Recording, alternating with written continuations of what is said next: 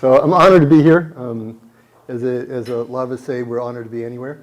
I wanted to sort of start off. You've been hearing the music. That's actually the drum that was talking was Sundance. It was actually the entry song into the Sundance every morning when we get up to go in for that. I have a spirit plate up here, and in line with what we, if this was a traditional gathering of Native people, we would have said a prayer. We would have taken some food and put it on a plate and said some prayer for the spirit people, right? And that are here. And one of the other traditions that I've been doing for a number of years is honor the Native people of this land, this community, San Francisco.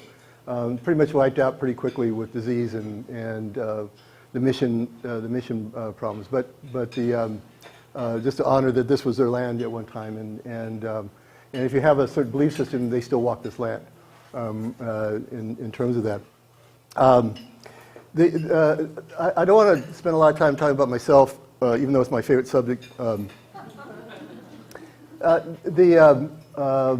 For a lot of people in early recovery, one of the big things to do is to try to find this idea of a higher power and what that means to them. And I was one of those people that God spelled backwards was dog. I didn't want too much more to do with it, etc. And I didn't really have a connection with that, and it was really hard. And so I've actually followed two paths. One is a Buddhist path, but more of a shamanic Buddhist path called Bone. And the other one has been a Native American one, because that was the only thing that I felt connected to was the earth. And I started with that basic connection. And for a number of years, it was just fine, just being higher power, etc. Over time, I was being pulled towards things. I think those of you who had any kind of spiritual, religious experience, you get pulled towards something. And so I kept on being pulled towards something, and kept on arriving. It's sort of one of those things that just start to happen just because, for no other reason, a door opens and something happens. So and I had a series of those kind of situations that led me towards that. Now, I've read pretty much everything from astrology to Zoroastrianism, and have a fairly good broad base on most spiritual beliefs. I've studied Huna, I've studied a variety of other traditions. But the one that's always made sense to me, that feels home to me, is this Native American path. Now, I have Native American blood, but that doesn't mean anything. My family comes from southern New Mexico. Pretty much, I know that I'm Apache, have Apache blood. But actually, the tradition I follow is Lakota, and that was the one that just got presented to me in terms of that. And we'll be talking a little bit about that. So one of the things that I've looked at recovery for a long time, I've been in the addiction field for 37 years. And if I make it to the 26th of this month, I'll have 39 years of sobriety. And one of the things of understanding this idea, one of the things I really respect Mira about is that we often talk about higher power and find your higher power, et cetera, but most programs don't do a lot to help them do that. And that's why I'm sort of blessed being in the position I am, that I can help people explore everything from their traditional religious beliefs that they were brought up with, to a lot of people who we just work with life, meaning, and purpose. They don't have an idea that there's a God. They're an atheist by definition, but they still can find a spiritual path. It doesn't mean that you have to believe in some kind of God, etc. That to help them explore what that means from this idea. Other part of my background is that I've been working on reservations and for 25 years, worked for an organization called the American Indian Training Institute, where I would go out and do a variety of things from domestic violence to, I trained, one of my hats I wear is I'm the outgoing president of the California Association of Alcohol and Drug Abuse Educators. I teach courses for people who want to become drug and alcohol counselors, but I specifically teach courses for Native Americans who have, and there's a Native American certification all its own. And that we sort of, how do we apply sort of Western tradition with native beliefs, and so part of my job is to do that. One of the presentations I do is called which is part of this presentation actually, is the long dusty road. What is the red road? What does it mean to be on the red road spiritually? So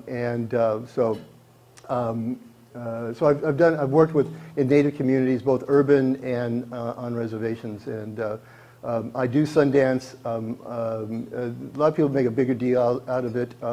It's one of those things you're called to, whether you like it or not, and if you're called to it, it's sort of in a lot of spiritual traditions, if you're called to something and you don't do it, then you're just going to be miserable. So I'm married to a woman who thinks I'm really crazy to go out and do what I do, but it was something that I felt that I had to do, and so that makes me a pipe carrier. I carry a pipe in the Lakota tradition, and we'll talk a little bit about that here and what we do. So I've always believed that recovery is a rites of passage. I love the fact that some of you are working with youth, and because I really believe for a lot of young people, all you have to do is go to an AA dance, and if you want to see a rites of passage, because all of a sudden these guys, get sober and they're 14 years old again, and they have no relationship skills. They don't, they look at the girls across the room and say, "I want to touch you. I don't know if I like you yet." I mean, there's just a major immaturity and not being able to understand what the role is and what's going on, and they've not had any mentors to be able to do that. Oftentimes they just don't have no learning, and so part of recovery oftentimes is rites of passage, and you'll see that for those who follow a 12-step path as individuals who mature, and especially those young people who started using drugs 12, 13, 14 years old, and very quickly moved into addiction. When they get clean and sober, they're 12, 13, 14 years old again. So I've always seen recovery as a rites of passage, and so the Native American process to be able to do that. I'm going to talk a little bit about traditional Indian medicine and sort of the general beliefs. And again, one of the problems that we've had is something called pan-Indianism. It's sort of like saying all Europeans are alike, that all Indians are alike. If you go to Europe, you can say, yes, they're all Europeans, but there's a big difference between a Frenchman and a German. Their language, their customs, their religion, just a variety of things, they have nothing in common. And it's the same thing with Native American traditions. We talk about the four directions as somehow, they all honor the four directions. But if I go to the Creek Indian people, they put different colors in the four directions. I get mixed up because my original mentor was a Creek guy, and then I go to the Lakota people, and they got the colors in a different place. So that when we have to be concerned with is that there are matrilineal Native people, there are patrilineal Native people. They have very different traditions and how they've coped. Very differences in terms of assimilation. There's just a lot of differences that go along. So sometimes we tend to overgeneralize about Native people. But this is sort of the idea. I put this up because this is, to me, a very important issue. That one of the basic freedoms in the United States is freedom of religion. But in 1987, Native Americans were forbidden to practice their spiritual traditions. They were incarcerated, oftentimes hung, and when that didn't work over the years, when the late 19th century and 20th century started, they were put in mental institutions because they were crazy, because they believed in spirits. So it wasn't until 1978, with the Native American Religious Freedom Act that came about, that Native people could practice their spiritual traditions openly. And most of the people, the medicine man that I follow, a guy named Richard Mooskamp, is one of the families who kept these traditions going underground for 100 years, or close to 100 years, even though at threat, and was there. They're also from the same reservation. The reservation I go to, or the part of the reservation, is a place called Wombly. This is also the beginning of AIM, the American Indian Movement. So it has all other kinds of complications because it got political. Today the majority of 2 million Indians consult traditional healers. Richard Mooskamp, when he comes to the Bay Area, usually from the moment he sits down till the time he leaves, he's seen people over and over again, hundreds of people that he will see over a week's period while he's here, and that will come to him for healing. And you gotta remember, from a Native American perspective, they don't make a distinction between physical, spiritual, emotional issues. So a lot of what he's doing, he may be telling them to go get a certain herb, or he may have them tie tobacco ties, depending on what the circumstances are. And then 70% of urban and 90% of reservation-based Indians use traditional Indian medicine. And again, from reservation to reservation, if you go to the Dene people or the Navajo people, they have a lot of different traditions. They don't necessarily burn sage; they burn copal. Where if you go to the Plains Indians, you're going to get a lot more of plains sage, which is different. And then it gets really complicated. If you get into this, they've got male sage, female sage, depending on what you're going to do with it, etc. Native American spirituality. This comes off of a site that is fairly reliable, but I question this idea of belief in a supreme creator, because not all Native people believe in a supreme creator. One of my original mentors, a guy named Eaglesmith, he said that in his tradition, as a Creek Indian, Creek Shawnee, he said that they didn't worship a creator, they worshiped creation. And creation was what it was. It wasn't until the European religions got here that turned it into the creator. And so he has a very different way of being able to look at this idea. Each person is a mind, body, and spirit. All physical things, living and non-living, are part of the spirit world. So when we talk, when Albert goes and gets the grandfathers, there's a belief in that is still a living spirit. It has a spirit in it. And I use it from a sort of a scientific thing. The same molecules that make up that rock make up me. And one of the things, if nothing else, to remember that connection, because a lot of times we've lost that connection to it, and we personal belief. So one of the reasons we're in such an environmental mess right now is because we forgot about that. In most Native traditions, you didn't make a decision unless you understood that the impact that would have on 7 generations. So you couldn't, whatever decision you made today, you had to take in the idea of 7 generations from now. What would be the impact of that decision? Kind of stuff. So the spirit existed before it came to the body and will exist after the body dies. So that idea of that we are spiritual beings having a human experience. And then illness affects the mind and the spirit as well as the body. And sometimes what is, I've worked with people that have chronic pain, and I think a lot of you have had the same experience. You get them to giggle and the pain resides. You get them to laugh and the pain resides.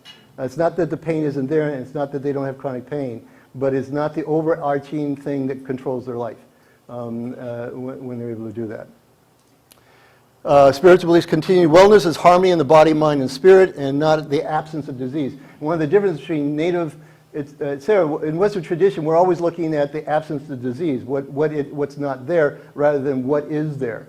In Chinese medicine, from what I've been told in the old days in China, that you paid the practitioner to keep you well. If you got sick, he worked for free. Unwellness is disharmony, and natural unwellness is caused by violation of sacred or tribal taboo, and each of us is responsible for our own health. It's interesting in the sun dance. Native people across the board are so unhealthy. When we look at the rates of alcoholism, diabetes, obesity, high blood pressure, et cetera, cancer, et cetera, they're phenomenally high. And part of what is talking about, even about tobacco. When I work with Native people, if they smoke, I said, every time you have a cigarette, you have to say a prayer. Because tobacco originally was only used for prayer. You used it in the process of making a prayer. And it was sacred. And so if you're going to smoke cigarettes, before you light up, you got to figure out how to or send a prayer, or if they have a problem with the word prayer, which most Native people don't. I usually use the word intention, whatever your intention is. Spiritual history of traditional Indian medicine is a spiritual belief system, personal spirituality, and the whole idea of we'll see it in a different slide. One of the ideas is that as we've heard, this is a sort of a little trite. We've all heard about, especially the Western world, we've become human doers. And one of the things that traditional Native people, and one of the reasons why assimilation has been hard, is because in reality they were less worried about what you were going to do rather than what you were going to become. And the whole idea of becoming was more important than what you were going to do. And the whole idea of things like vision, what we call vision quest, and things like that, sending a young person out there to seek their vision, who they are, to explore who they are, and get direction from the spirit world to be able to say, what direction do I need to go? What is my purpose? Who am I? So questions that we usually don't ask our young people. We ask them about what college you're going to go to, what degree you're going to get, and what are you going to do to support yourself. And never ask them what are they going to become, and what is that becoming all about. And one of the, and that tradition's been lost mostly with a lot of Native people, and more than anything. So a lot of the medicine people have come out, and I don't think we have enough time for me to tell you the story about what happened in the 70s when well, I guess I do.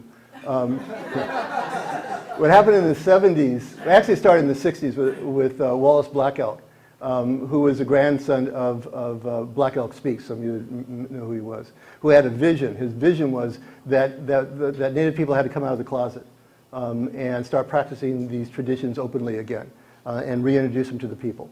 And there's a wonderful movie that I use when I teach called The Honor of One is the Honor of All, the Alkali Lake Experience, which is about a tribe in British Columbia that didn't have alcohol introduced until the 40s, and by the 60s they had 100% alcoholism rate on the reservation. And it's their story about how they went from 100% alcoholism to 95% sobriety. And what they did as a community to be able to do that. And part of that was a lot of people went back to their traditional beliefs that had been done. So integration with the spiritual community, and then ritualized practices and restrictions, things that you can't do. And we'll talk a little bit about the sweat lodge when we get along. So this is relationships. Man to nature is U.S. middle class is control over, Native American harmony with. I remember this Native guy, he was a Pomo, Pueblo. He's one of the Pueblo tribes, and his mother had brought him and his two brothers to California to get out of an alcoholic abusive system on the reservation. And but he said, it's been crazy having 1 foot in one world and 1 foot in the other world. So I was raised very traditional, but on the other hand, I was supposed to go out and make money and accumulate things. So he'd go out and make money and accumulate things and have this big pot of money, and then he didn't know what to do with it. And it was always going back and forth between who he was raised to be and living in the Western world. Time orientation, U.S. middle class is future, present, past. Native Americans is present, past, future. And this whole idea of planning always. You got to remember the planning was, how am I going to get through this winter? That's about as far as the planning went. Relation with people, U.S. middle class, individual, collateral, lineal, and the Native Americans, collateral, individual, lineal. If I was a real Native person, I would say my name is Ben Eiland. My father's name is Ben Eiland. He's from this tribe. My mother is from. His name is so and so, and she's from this tribe. I would introduce myself as part of a bigger whole, as opposed to how we do is, my name's Ben Eiland, and I'll tell you somewhere along the line what I do. And the whole idea is about what am I connected with? Who am I connected with? And sometimes they'll go back to 2 generations, go back their parents and their grandparents.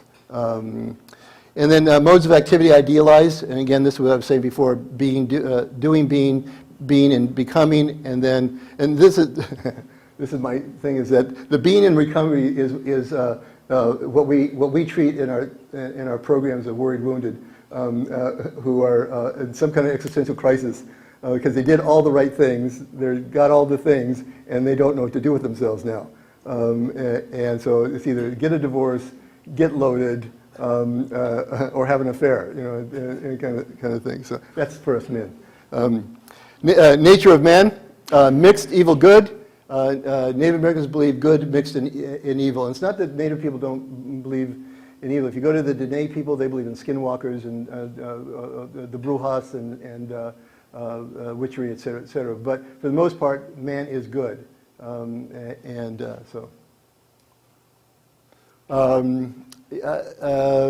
Yeah, on one side is sort of on the right side of the screen is mind, body, spirit, and on the Western world it's a reductionistic view, holistic versus systems approach, teaches to heal self, physician is healer, healing and harmony versus disease and curing, honors patient for wellness, honors a physician for curing, patient and family are participants, and then doctor-patient relationship is sacred, that you're involved in. Just different ways that they look at things. So this is the Nipi ceremony. The Nipi ceremony is a Lakota word for what we call sweat lodge. But this is a Crow sweat lodge. So they would have a different word to describe that word. But pretty much it's the same. This is a traditional Plains Indian sweat lodge. A little smaller than some. A lot of these were thrown up very quickly. And since Plains Indians moved around a lot, they'd be thrown up very quickly, and there's different kinds of sweat lodges. We'll talk about that. So the biopsychosocial spiritual, and this is that whole issue. I want to digress this for a second. I meant to pass this around. This is called the Red Road to Wellbriety. This is sort of the standard manual that's been developed by a guy named Coyas. He was a marketing guy on Wall Street or something like that, and he's an Iroquois. And the elders called him back and said, we've had a vision. You got to stop what you're doing and help the people. And so what he did is gather the information, what we call the Red Road, using traditional ideas. And what he did, he was in personal recovery in a 12-step way. And basically what he did is he put the 12 steps in a medicine wheel and a variety of other things. So I'm just going to pass this around while we're talking, and you can look at it. So the biopsychosocial spiritual. So we've redesigned the program to really address these issues, because a lot of times this is all I've been. This is like I said, I've been working in treatment programs since 1975. So I've done inpatient, outpatient, for-profit, not-for-profit, adolescents, adults, etc. I've done a variety. And we tend to spend a lot of treatment programs spend a lot of time on the psychosocial, and not a lot on the bio, and not a lot on the spiritual. And what we've really been able to pull together here is an ability to sort of look at all four of these aspects. And how this works in terms of the sweat lodges. The sweat lodge is a place where a person can purify the body. And some people come in, and to them it's like going to a sauna. That's about as much they get out of it. They get in and they're going to clear out their pores, and they feel good about that, and that's fine. And it doesn't get any farther than that. And that's fine. There's nothing wrong with that. Find emotional and psychological balance, and then find a shared experience in community and open one up to a spiritual experience, whatever that is. And like I said, we've been really blessed with a lot of people that have had pretty what a lot of people call that bolt of lightning spiritual awakening, where they've had that experience in a sweat lodge. Red Road spirituality. A common experience of addiction is a loss of connection.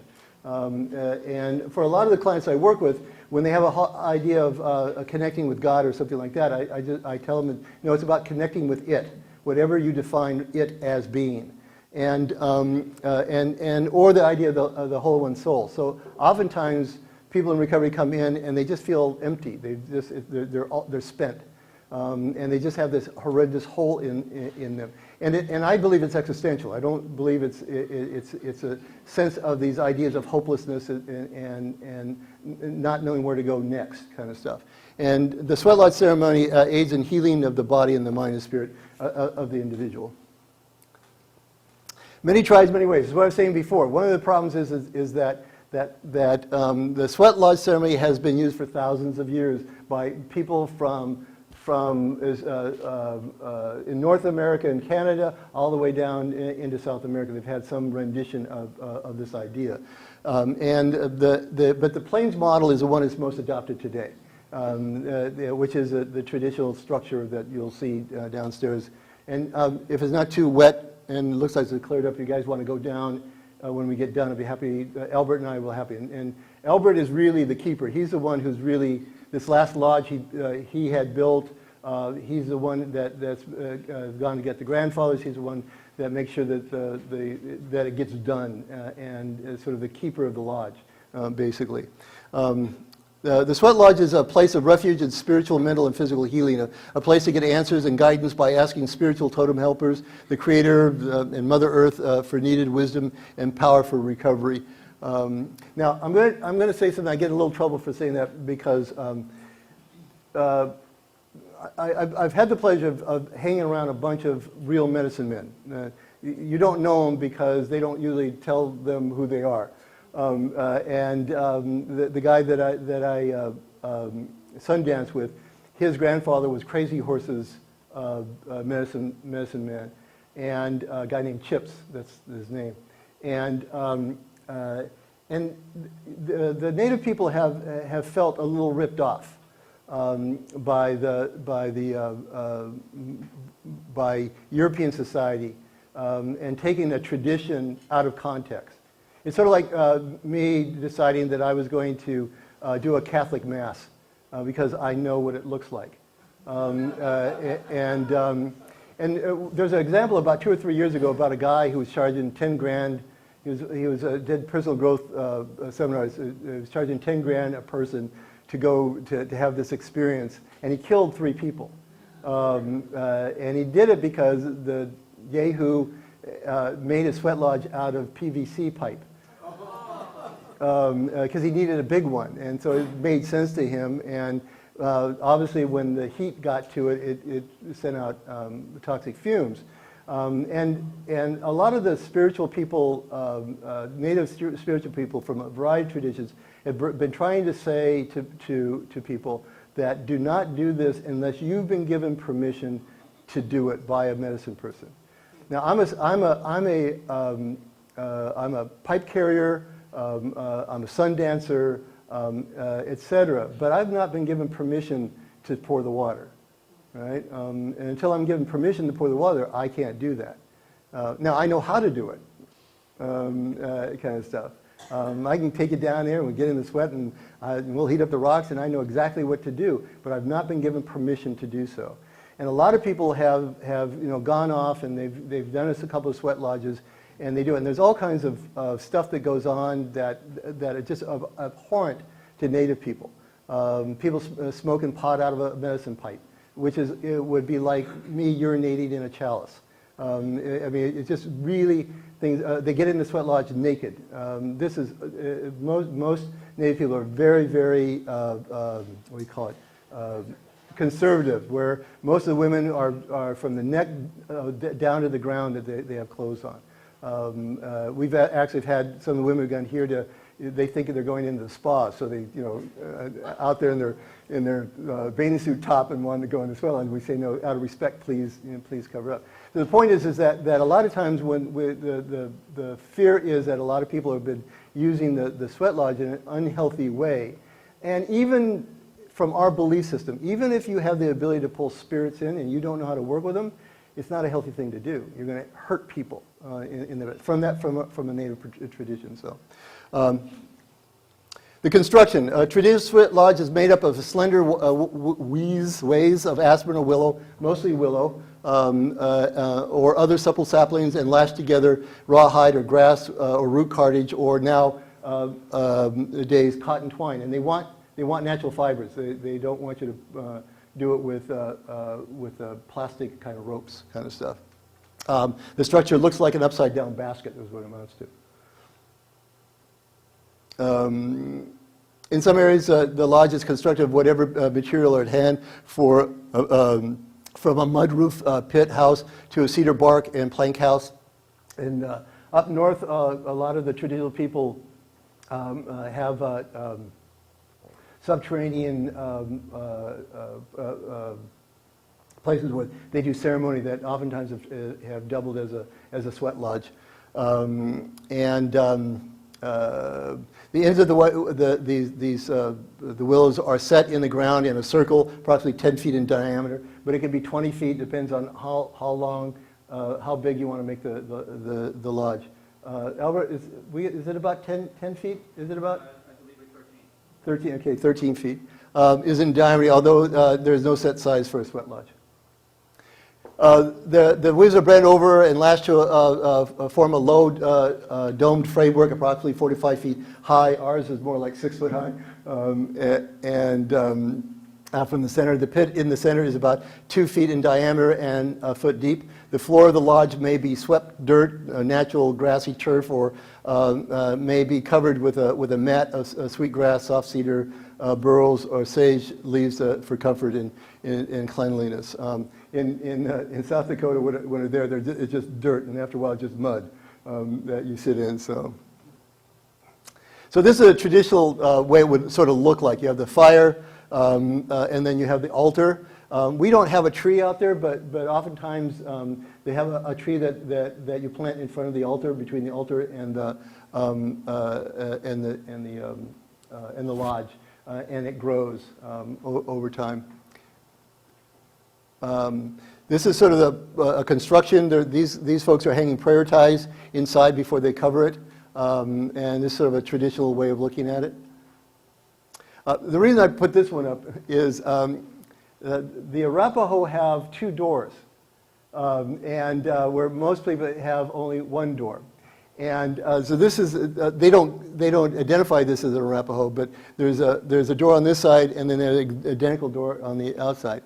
And it's interesting, the door is really high.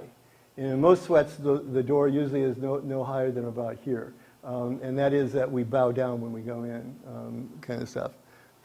This is ours. This is one of the angles of the sweat lodge that we use, and this is another angle of it, and this is the fire pit. You adapt. So in different places you have to do different things because of fire laws. We had to have a barbecue, and so and we have a grate over it. So if they come up, we're just getting ready for the barbecue. If the fire department has, so the lodge is in former times was covered with hides and bear moose skins. In this day, the animal skins have been replaced by blankets and plastic sheeting and old carpet, heavy gauge canvas sheets, and tarps to retain the heat and the steam. Lodge symbolism. In many traditions, the entrance to the sweat lodge faces east. There's a great story that's told about a bunch of medicine men arguing about the lodge and which direction it opens up to. And a grandma comes up and she's getting ready and she's starting to go inside. And they said, "What are you doing?" And he says, "Well, I'm going into the lodge." And they all started talking about the direction. And she says, "I was brought up that all directions are sacred." And because just like any dogma, people can get pretty dogmatic. The same thing with people do with the Big Book and a variety of other things. You find the same thing. You find the same thing with Native people. They know my tradition says it opens to the west. My tradition says it opens to the east. And I don't. What does ours open up, Albert? Aren't we open to north?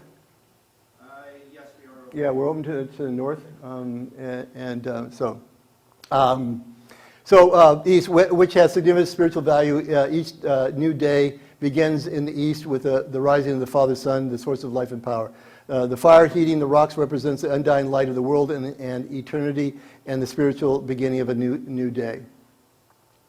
The lodge entrance. Between the entrance to the lodge and the sacred fire pit, where the stones called the grandfathers, grandmothers, are heated, is an altar barrier. No one should pass the altar barrier except the firekeepers to prevent participants from accidentally falling into the fire as they emerge from the sweat. That's not the only reason. If there is a chanupa, a pipe, a medicine pipe, that's been loaded and it's on the altar, you're not supposed to walk in front of it. It's just a tradition, and that's how I was taught. I mean, it's good to have safety, but the real issue was that you hold that pipe sacred, and once it's lit, I mean, once it's filled, and when you fill a pipe, you put all your prayers into the filling, usually within the 4 directions. So it's sort of like they ask you not to walk in front of it. The altar barrier. Traditionally, the altar barrier includes a buffalo skull atop a post. It doesn't have to be on a post. It can be just laid on the barrier. About 3 paces from the entrance of the lodge and 3 paces from the fire. At the base of the post is a small raised earth altar, which items are placed that are sacred to the group or clan, including sage, sweet grass, feathers. The altar is usually bordered with the 4 colors and the pipe rack for the chanupa, or the sacred pipe. And chanupa, again, is a Lakota word. So different tribes have different words for that. There's one point I wanted to make. Raised earth altar, sacred siege. Just one of those weird things about different traditions. So part of my path was that at one time I live in the suburbs, and 2 mated owls started living in my tree, and they started dropping me feathers.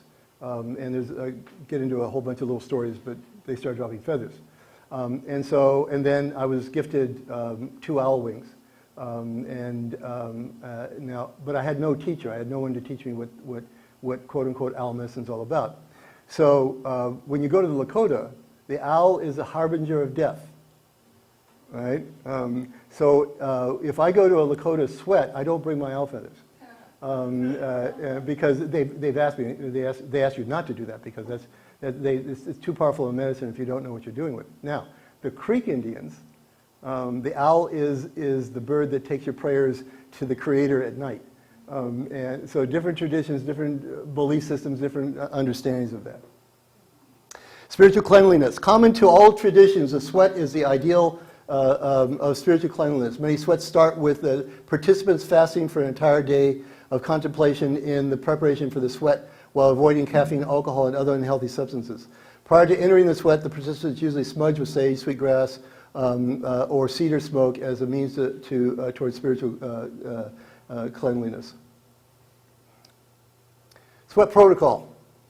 Bringing personal sacred items is allowed, but some rules apply. And usually you ask the person who's pouring the water what you can bring into a sweat. And items such as eagle feathers, whistles, medicine pouches are allowed and welcomed. You should not bring anything that is not natural into the sweat lodge, such as watches, earrings, gold, silver, eyeglasses, false teeth, etc. And there's a practical reason why. It can get so hot that the metal will get so hot it'll burn you, and so they want you to take it off.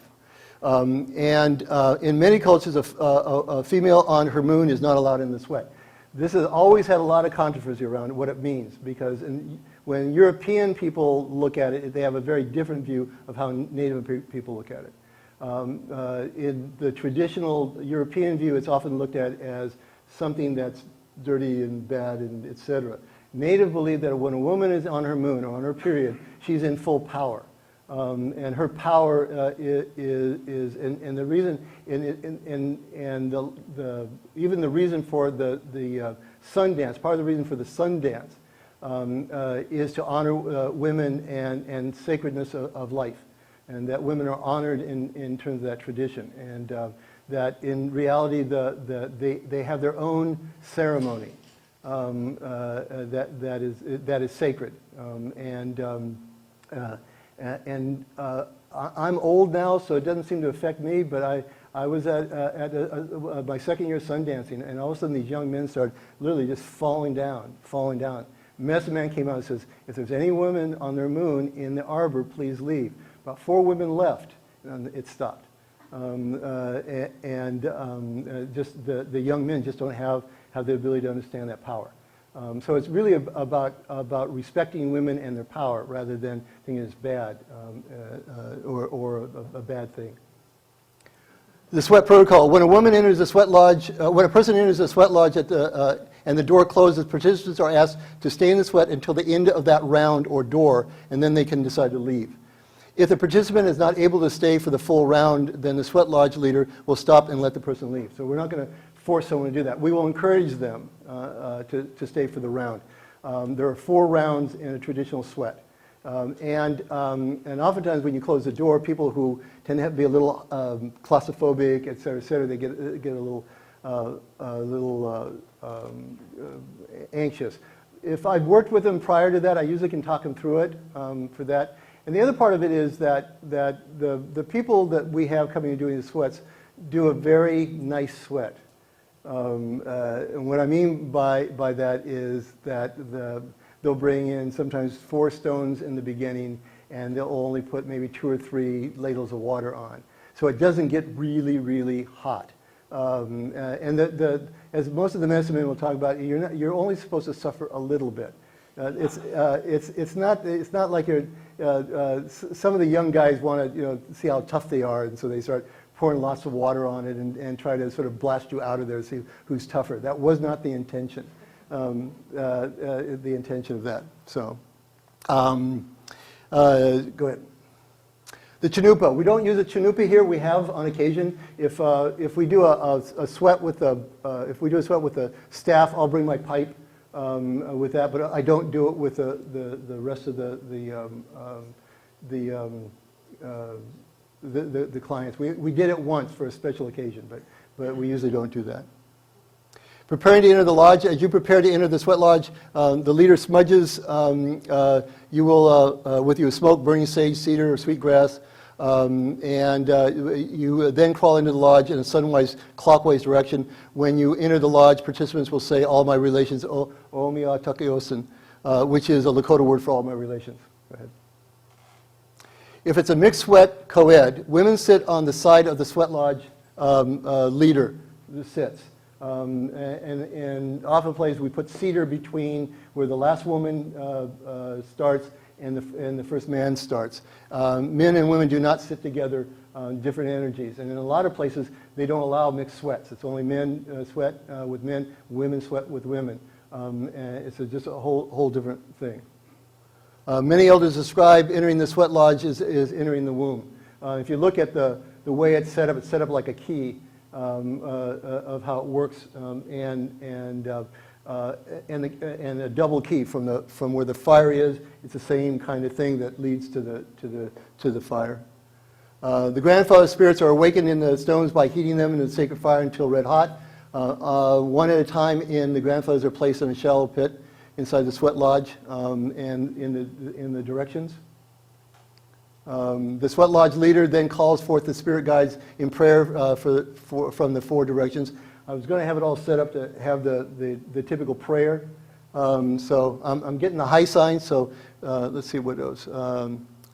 Each sweat is comprised of 4 rounds or doors. Each round has a specific purpose depending on the tribe and the tradition. Each round coincides with songs that are sung based on the tribe, tradition, and purpose of the sweat. There's different purposes. I think I got one more. After the sweat, traditionally, after the sweat lodge ceremonies, a meal is provided. Participants are encouraged to discuss their experience in the sweat. And hukam mitaki aosen. So that's it. A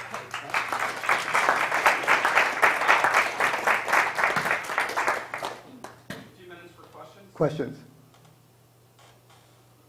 You mentioned this tribe where they ended up with 100% alcoholism. Mm-hmm. Is that in a movie or book? Yeah, there is. It's called The Honor of All is the Honor of One, the Alkali Lake experience. And they set up, they did a phenomenal thing. It was a community that got sober in how they did it.